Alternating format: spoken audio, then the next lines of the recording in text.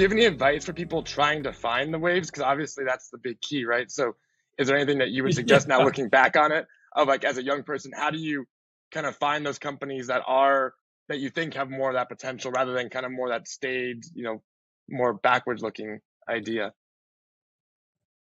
Yeah, a couple of advice probably. I know that this is being viewed by many who has exactly those thoughts and like, how do I find this? Where do I position myself? And I would say, don't be. I would say, if I look back at my own career, is don't expect everything to happen in step one.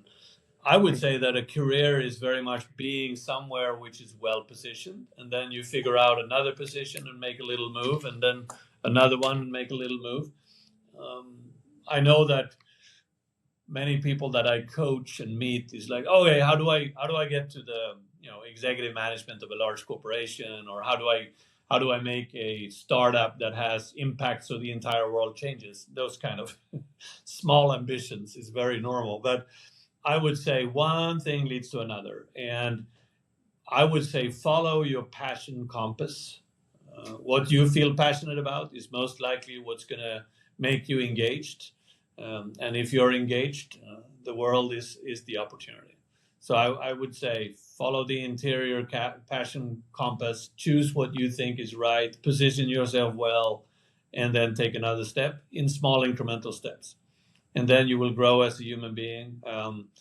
And I think the most important about leadership and work in both small companies or if it's a startup is about feeling that what you do is good for how you want to perceive yourself. I mean, to be the best version of yourself, if you will, and don't compare to a bunch of other people. Compare to yourself.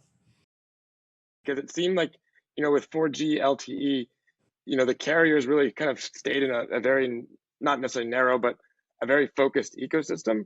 It seems now with 5G that you all are kind of reframing the idea of a carrier, and it's actually going to permeate a lot of different systems rather than just a single device in a sense. And I was wondering maybe you could talk to that of like developing that strategy and kind of creating that idea. Yeah.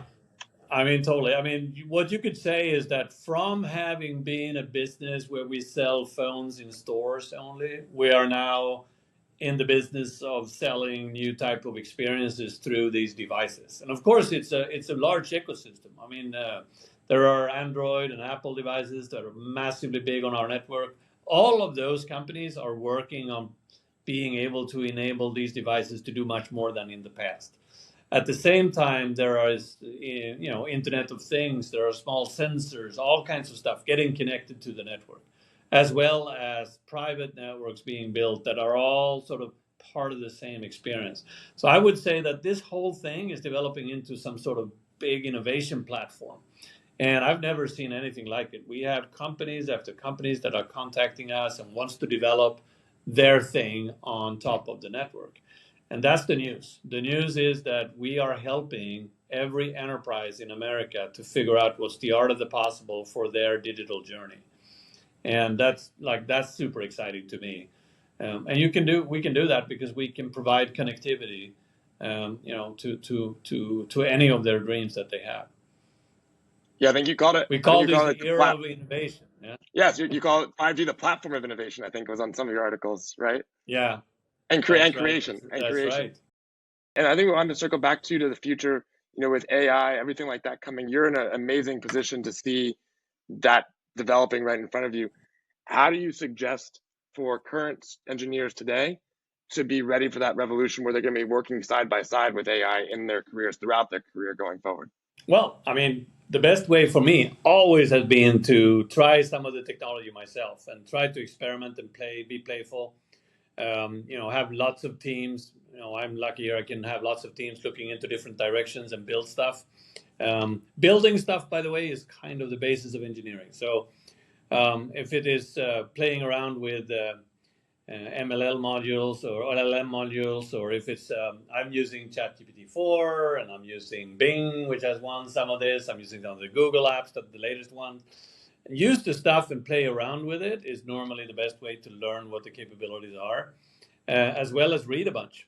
There's few sectors that are as well covered in press and in articles as technology. Like everybody likes to write about technology, so there is so much, and then most of what is written is maybe incorrect and inaccurate. So then you will build your own opinion, and you can start to judge things from your own opinion. What would be your advice to a college student today about one thing they should be, if you had to look back at your time in college, that you think you would have kind of done more of?